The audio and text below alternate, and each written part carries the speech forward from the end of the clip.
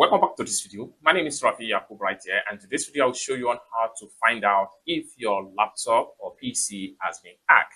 So let's see. So the very first thing you need to do on your keyboard, what you need to do is to press Windows plus R, and this is going to pump up. All right. So what you need to do is the thing you want to do is to come to this column right here and make sure you type in NetPL weeks. So make sure you type in this, then click on OK. And this window here is going to pump up.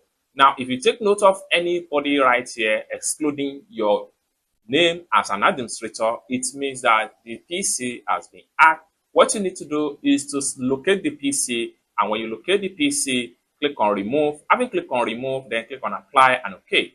And the hacker will be removed from your PC. It's as simple as that. So basically, this is how to simply find out if your PC has been hacked. I hope you really got value for this video. If you find this video useful, give this video a big like, and also remember to subscribe to the channel for more useful tutorials like this. Thank you so much for watching, and I hope to see you in my next video. Bye for now.